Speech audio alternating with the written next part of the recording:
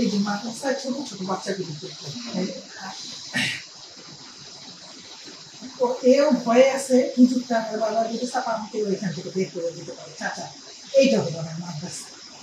মাদ্রাসার আমি কত 7টায় দিবস হ্যাঁ এটা এরকম জায়গায় আপনি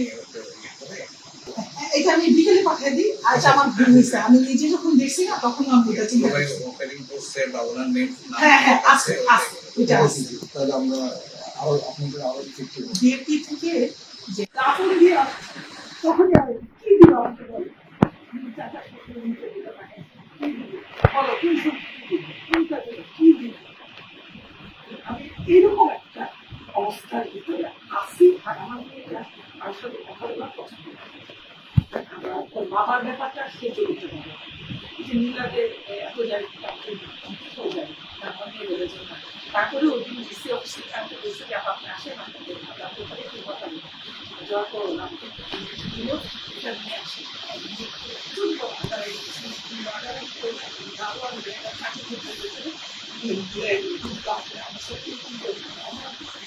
তোমার এই খাবার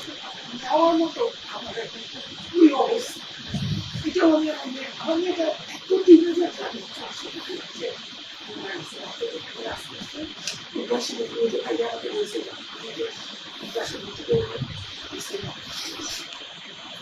আমাকে বলতে কোথায় ভর্তি করতে হবে কি করতে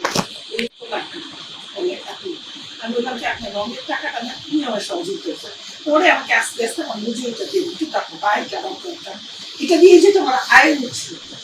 তারপরে আপনার ভাড়াটিয়ারা কিভাবে কাজ করছে আমি বলি শীতকাল ছিল